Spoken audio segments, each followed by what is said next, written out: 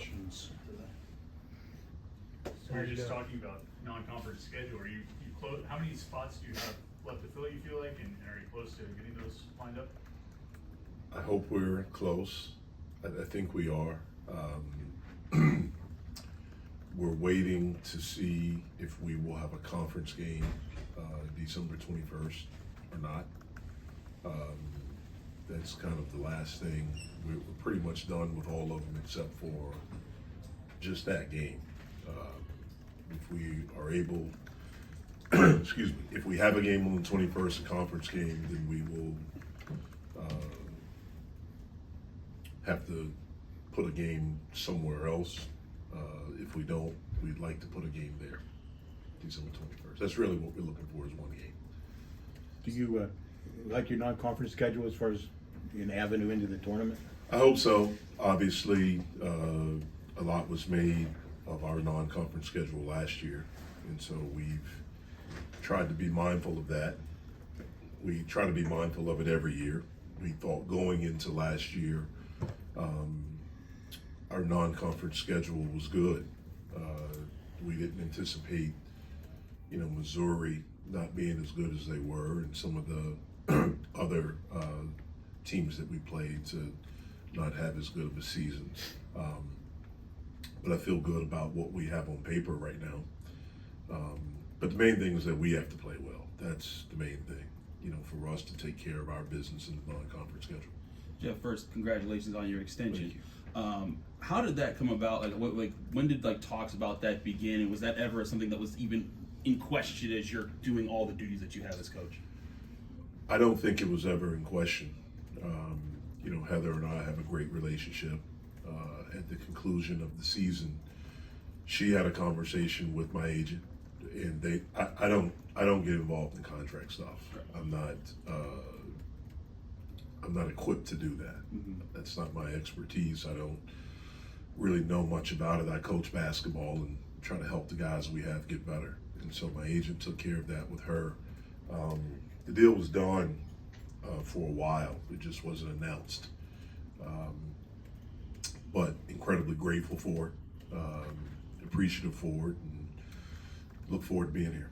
Jeff, it seemed like all summer, this was kind of, you guys got a chance to kind of celebrate both Bub and Blake, not just being at the draft to celebrate Bub, but also you guys going on the trip to watch them in Vegas play.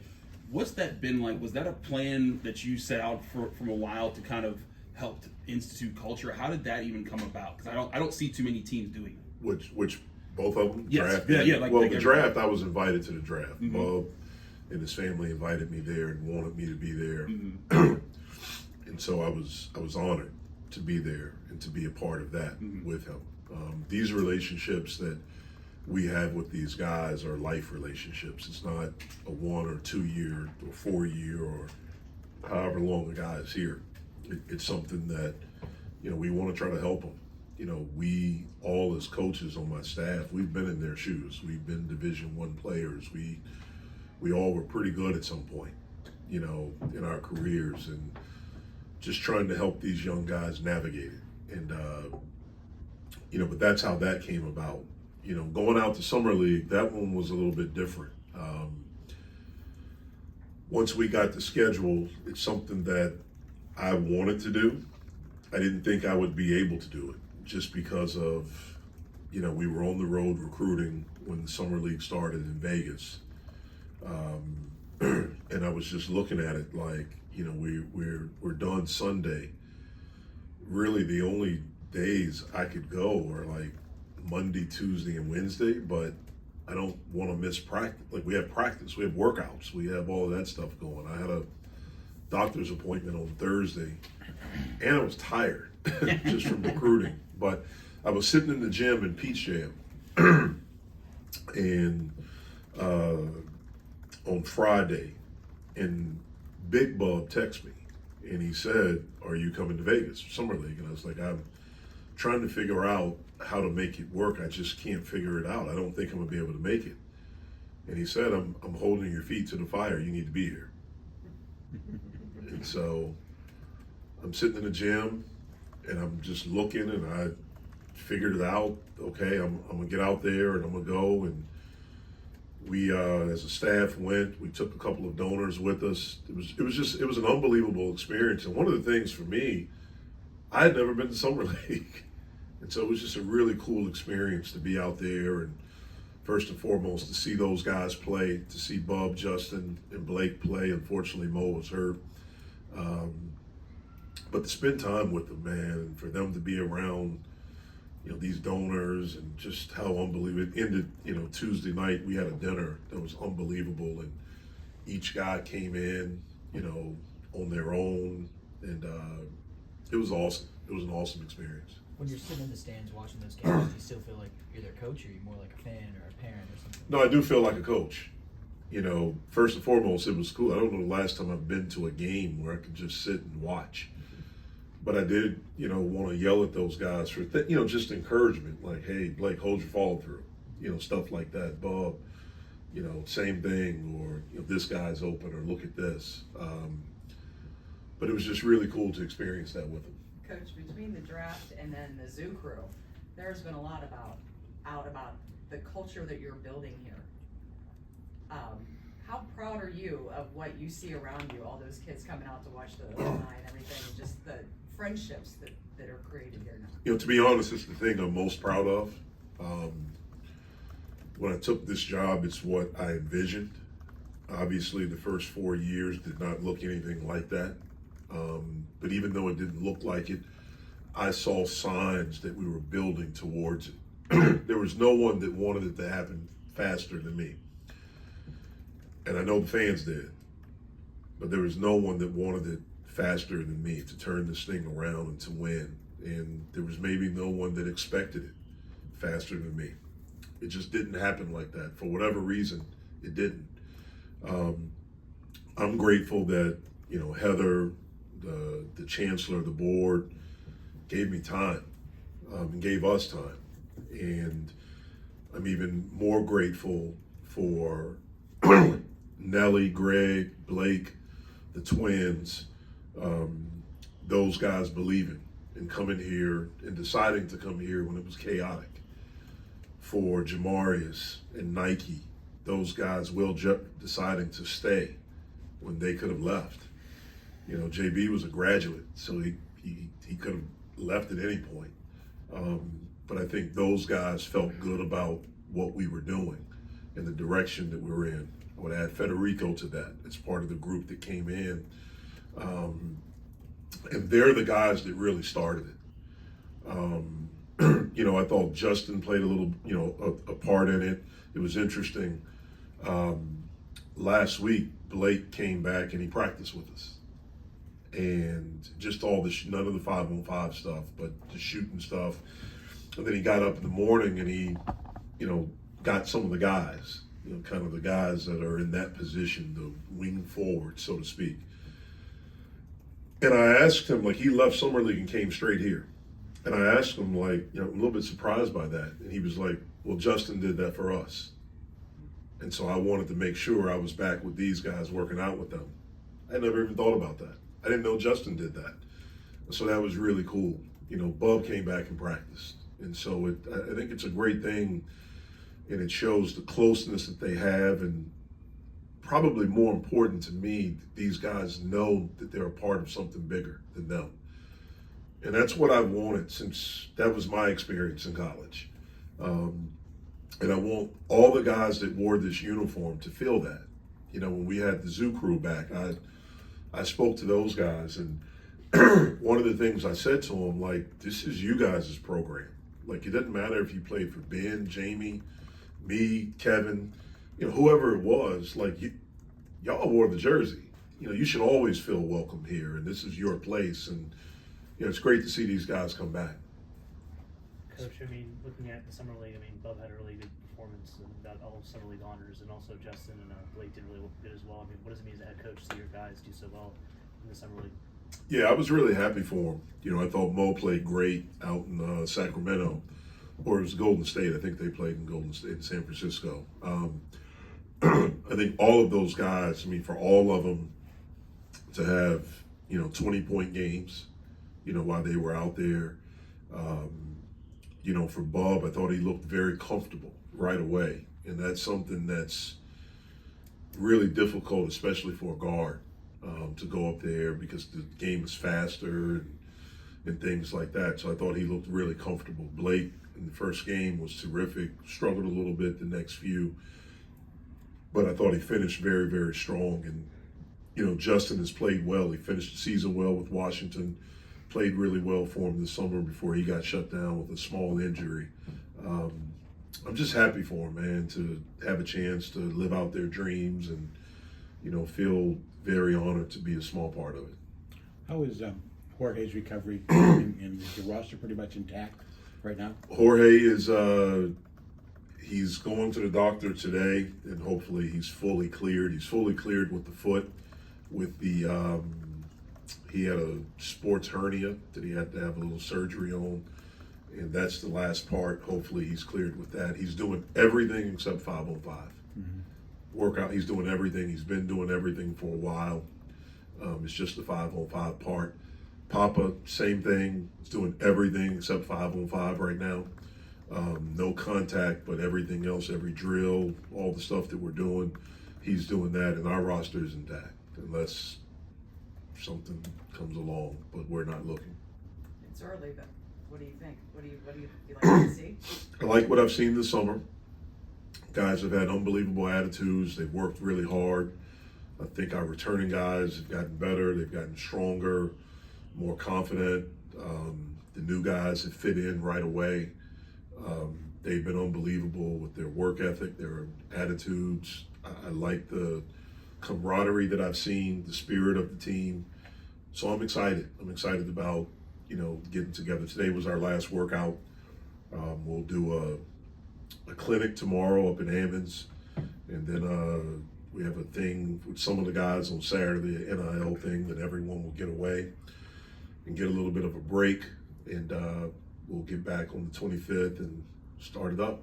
You talked about Blake's on-court presence in the NBA now. What are you going to miss off the court with Blake moving on? Everything. The first practice was, for me, it was weird to not hear him. When we were in there starting with stretching, but it's interesting. I think, Blake had to find his voice as a leader here, and he really did an unbelievable job of that last year. And I think what it showed the other guys is you have to be authentically you. And I've seen some guys already stepping up in that area, but doing it their way and finding their voice. And so I'm excited about that. But, Blake's imprint on this program goes well beyond the number of threes that he hit, the distance of the threes, and the number of points that he scored. You can still feel his spirit on this team and in this program. Have you seen anyone kind of step up and not try to be Blake, because it's not everyone to be themselves, but anyone step up into a more leadership role the same way Blake kind of did last year? Well, I think Jalen, even though he's still young, but he's experienced. I've seen him finding his voice a little bit more in his way, finding his voice. So I think those two guys, have really stepped up. Do you see Damian sort of taking the role that Bub had last season? Well, I think they have some similarities in the standpoint they're both tall guards. And they both are good guards, but their games are a little bit different. Dame's game reminds us probably a little bit more of Jamarius Burton, just because he's really physical. And he's very, very good in the mid-range. Now, Bub was good in the mid-range too. Bub didn't have the physicality. You couldn't tell him that. He thought he did. But Dame's going to be good for us. I thought he learned a lot at Houston. Learned how to play even harder. Learned how to play defense better. He obviously had a great coach and an unbelievable culture there. But we need him to be Dame. That's all we're asking him to be, the best version that he can be, and he's been unbelievable for us this summer. Osmal is kind of a unique case, I think, like an older guy who's still a true freshman. How did you find him, and what do you think he's going to be able to bring this year? Yeah, that was a Tim O'Toole special. Obviously, we have made it a point to really look at overseas, look at foreign guys, and Tim had showed me film on him, liked him, put together some stuff. I watched some games. They told me he was 6'7". I didn't believe it. Last time I was told somebody was during the pandemic when we did recruiting on Zooms, and they were 6'6" and 6'7", and they showed up and they were shorter than me. And so I was a little bit skeptical. But when he came on the visit, he's a legit 6'7". I love the fact that he's a guard. Like, he can play multiple guard positions. He can really shoot the basketball. He has a very good feel. And he's going to get better. And so I expect him to be a good player. I don't know exactly what that means, but he's a good player. He's gotten better. He's been an unbelievable teammate. He's worked hard. The fact that he is a little bit older and has the experience from playing professionally over there, he's not afraid. He has a toughness, and he has a quiet confidence about him that I love. Is there going to be an adjustment going from Bosnia to the United States? Yeah, I mean, it's always an adjustment. Anytime you go somewhere new, whether you go from high school to, college, or, you're going from High Point to the ACC, and you're playing in this type of competition, it's an adjustment, but I think he'll adjust pretty quickly. How has Cam looked so far in practice? Yeah, he's been good. Cam is he's a talented young guy. He works really hard. He's a gym rat. That's one thing I didn't know about him. He's a gym rat. You got to get him out of here. You got to make him take breaks. But he's really excited about, an opportunity that he has here. He feels like he can do more as a player, and I think he's grown as a player this summer. And so we're excited about the things that we feel like he can bring to our program. I think the ACC said they're going to just take 15 teams into the conference tournament. What do you think went into that decision? What was your reaction to that? I'm not sure what went into it. I'm not a fan of it, just because I think every conference team deserves, with going through a 20-game conference season, to have an opportunity at the postseason. And so I wish it was different. It is what it is, and so you got to roll with it. You also might have you're going to have two extra scholarship spots going into next year. Has that kind of changed how you recruited, or does it change anything at all? Yeah, we're trying to navigate all of that. There's some changes that are being made, with the house settlement and things like that. It's not going to be, roster spots now. So it's going to be more, like we're basically professional basketball. That's what it is. And so we'll figure out how to navigate it. Certainly, it's hard to have 15 scholarship guys because you're not going to play 15 guys. And so we'll figure out how to manage it. We have some ideas that we've kicked around as a staff of what we want to do, and we'll see if we can implement that and make it work. With Cal, Stanford, SMU joining the league, what are those three programs just going to bring to the ACC? Yeah, well, they're all, historically good basketball programs. When you look at Stanford's one of the biggest brands in the world. When you think of Stanford, you think of high academics, world-class athletics. There was a time, man, in the 90s, they were really good with Casey Jacobson and Mark, those guys, those teams are really good, and they have a really, really good coach now, as does Cal. You think of their history with J. Kidd and Lamont Murray and all of those guys, and Mark is a really, really good coach, and then at SMU to get Andy Enfield, and really good school, unbelievable campus, and they have a tradition in basketball where they've been really good at times, and I think the ACC brand will help them. I think their brand all three of their brands will help the ACC. Do you think the ACC will only make you go to the West Coast once a season? Either play Cal or I think Stanford? so. Yeah, I think if you're out there, I think that's the way it works. Like you'll play both of them. When you're out one there. home and one away. No, you'll play if you're playing them, you're going to play Stanford and Cal while you're out there. One trip then. One trip. Yeah. Limit the amount of back and forth. I got you. Would hope. I would hope. For the East Coast teams. Yes. That's the way it's set up. That's the way it's set up, right? Like I know we go to SMU this year, and those two come to us. How's Cam been integrating with the guys? You know, he's a guy that you guys played against very recently. What's that been like? It's been great. It's been great. It's been natural. You know, I thought he felt a connection with the guys on his official visit when he went into the portal and we started recruiting him.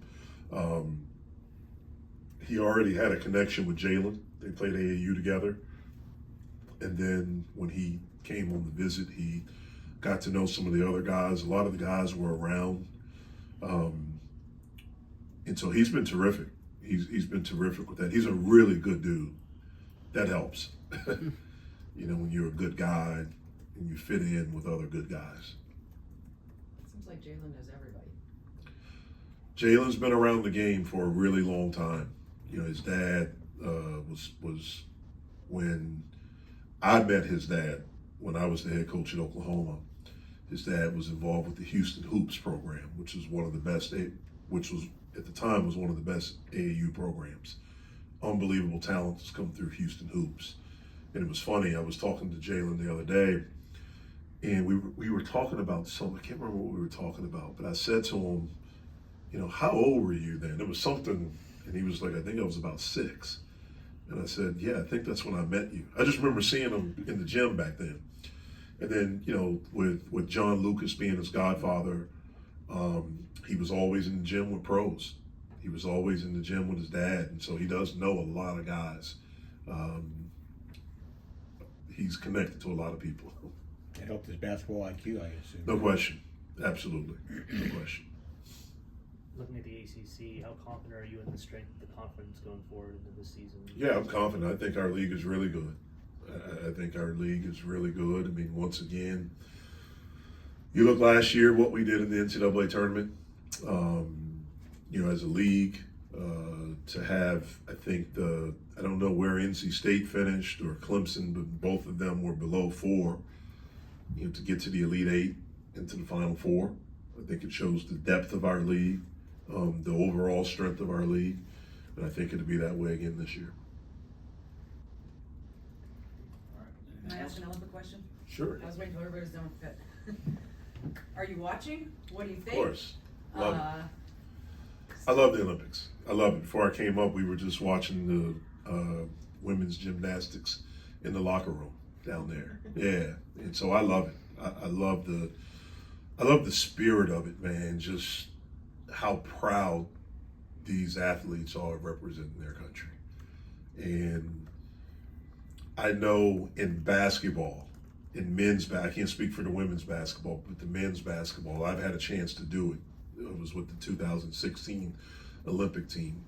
We can't generate the same type of pride that the other countries have. We can't. We try, and we're prideful. And I know the guys that are playing right now, like it means so much to them. But the spirit of the Olympics, I love. And when you see these athletes win and the celebrations, I mean, I love it all. The swim, all of it. I'm so excited. I think my favorite is track and field, which is getting ready to start. So it's been really, really cool to watch. How about coaching a bunch of guys who are the studs on their team? Like your boy Jason didn't have a minute the other day, so. It's hard. I think the thing in our country that is a mistake, and so many people do, is that they just think it's easy. And they think that we're American, we have the best players, we're gonna win. And it's just it's not our game. FIBA is completely different. And you have guys that can struggle, that are great players that can struggle with FIBA. First of all, I think our team probably had about, I'd probably say 8 to 10 practices. That's it. You know, so it's hard to develop chemistry where these guys have grown up playing together. Like they've been together for a while, and in the summers they're together. And so they have that. But it's different. The game is more physical. And when you're putting together that roster, I remember, again, 2014 World Cup, 2016 Olympics, again, I think the biggest mistake people can think is you just get the best players. No, they have to fit. The pieces have to fit. And I think Steve is doing an unbelievable job because, number one, to have the courage, but also the communication, you know, with the guys, telling them in advance. And the thing you have to have is that everyone has to be connected, and the prize has to be the gold medal. That's it. And so, you know, when you look at the first game with Serbia, you know, I think their game plan was to try to wear Jokic out. So you needed 3 centers just to keep someone fresh on them. And you look at the stats, I think the game was even when Jokic was in. The minutes that he was out, I think we were plus 22, 26 or something like that. And so it worked. The next game against South Sudan, they don't really have big guys. And I think South Sudan hit 18 threes against us in the exhibition. So the game plan was to switch every ball screen. So you're not in rotation and you're not just getting beat and they're just spraying it out. And so you know, as a coach and as a coaching staff, they're doing an unbelievable job. One of my best friends put the team together, Grant Hill, and I'm talking to him every day. And so I'm excited to watch them, and I think you'll see them continue to get better and better. And then the other day we had the cheat code come back. When Durant's there, he's the cheat code for USA basketball. Is that stuff that you can get pointers on when you see a team contrast in its objectives so differently from game to game? Is that something that you can point to your players and say, hey, this is the kind of stuff we need to do?